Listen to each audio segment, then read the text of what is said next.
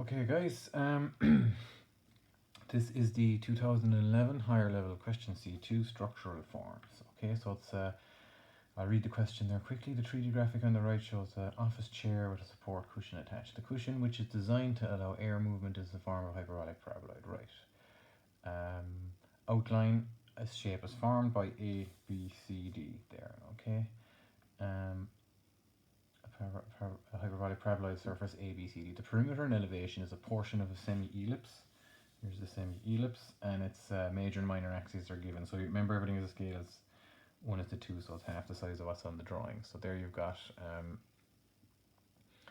your height and your width of the hyperbolic paraboloid, and then you've got your top of your ellipse here.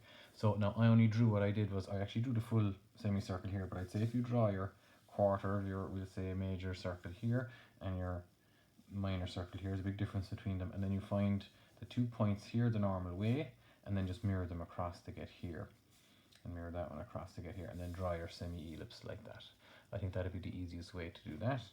Okay. So draw the given elevation using 6 elements in each direction, and project a given end view showing clearly all construction lines. Additional elements where required.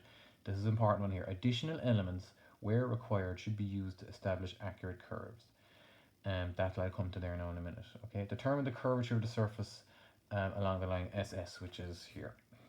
SS. So that was the curvature in the solution there.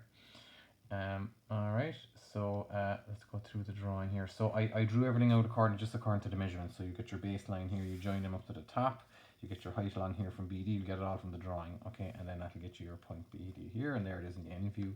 There's A brought across to the end view, and C is on the ground, and then that's that shape there. So your curve is going to come in here, and you're going to have this other curve, which originates here, but it starts actually over here and coming back down like that, somewhere there. Right, so let's divide this up using 6 elements there. So now, yeah. So when they say 6 elements, I think they mean that AD will be one element and BC will be another element. So therefore there are 4 elements internal and 2 on the end. So that makes 6 altogether. So AD and BC are 2 elements, and then 4 inside it. So I'm going to divide it up by 5. Okay, so what length is actually this thing? Let's figure it out. Yeah, no, it's an awkward length, right? So I'm just going to use my division lines here. So okay, so I'm going to come along here and divide that up. I'm going to use my set square again. Okay, instead of a compass, I just find it a bit quicker sometimes. Okay, so line it up along that line, and dividing it by 5, I'm going to measure that to 100. Now it almost is the same height as the other one.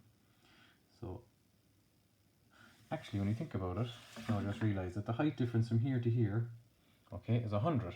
So if you just measure up in 20s here, okay, so I'm just going to draw a vertical line now. If you measure up in 20s, 20, 40, 60, and 80, you'll get 4 equal divisions on a line here, and technically bringing this parallel to A. It's the same thing as getting this line off of here, which I'll erase now. I'm not going to bother drawing that. Okay.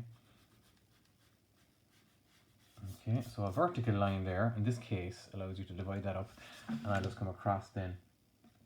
Okay, so come across here. I'll come very lightly now. I don't want to show up the video, but I'm going to go fairly lightly across here because I do not want to show all these divisions. Yeah, okay. So those divisions are here then. Okay, I'll draw in the elements fairly heavy just to make it easy. Okay, and then I'll bring these down.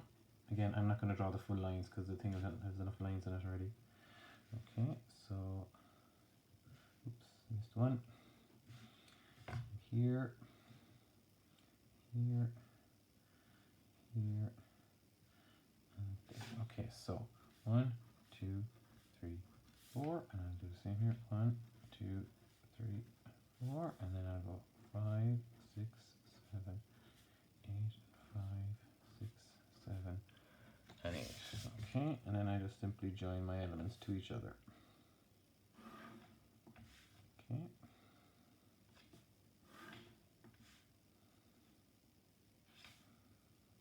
7 to 7, 8 to 8,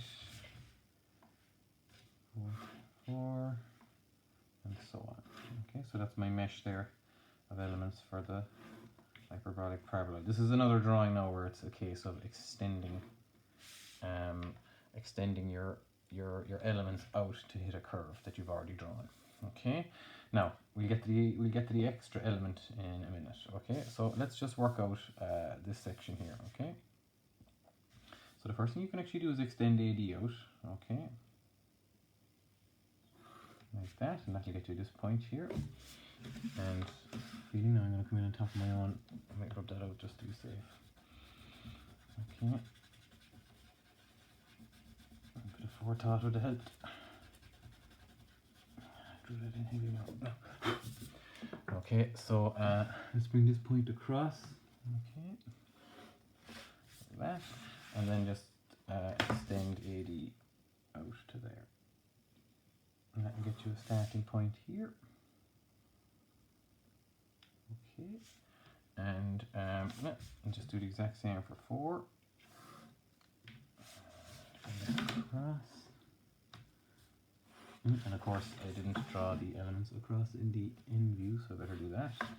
I'm going to bring these across now. 1 and 5 here. 6,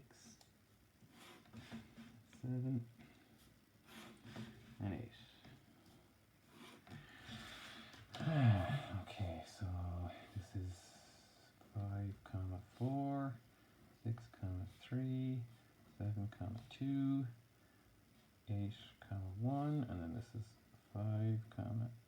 4, 5, and this is 3, 6, this is 2, 7, and this is 1, 8.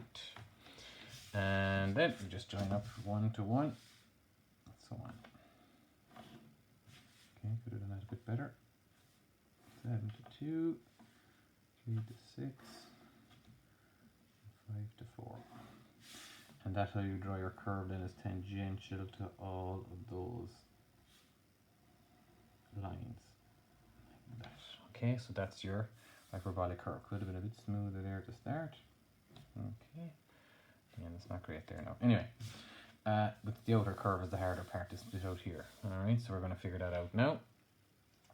So maybe I'll move this over a little bit there. 4, sorry, so 4, 4, I extended out to hit the curve here, brought it across, and then I'll just do the exact same thing here. So where's 4? There's 4 and 4. There it is. Okay, 3, 3. That hits it here. And coincidentally on something else already. But there. And I extend 3. Where's my 3 is here. 3 to 3. Draw it straight through. There. Okay. 2. 2 extends out. Hits the elliptical curve here. Okay. And then I extend it out like there. We had 8 minutes. Right. And oops, 2 actually looks like it's a vertical line, and it is. There it is. Yes. Very point. There, it's close enough to vertical.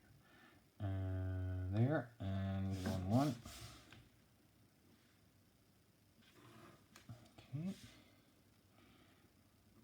Bring him across. I'm doing this fast now, I'm trying to limit the time because my broadband is so slow, it takes an age to upload a video. So I go through the videos fast, but you can obviously pause and rewind and slow me down. Alright, BC itself is an element, so we can also extend that out to there. And draw that out. Like that. And obviously BC.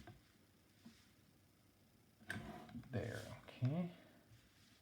So we have a problem now, okay? So we have our curve that comes from here down, and then if we extend AB down to the ground, we only get this point here, which is at C, okay? Which is, you know, level with C, okay? Now we can extend, sorry, AB down to the ground, sorry. So AB extends down, and that's a part of the curve, sorry. So I extend AB down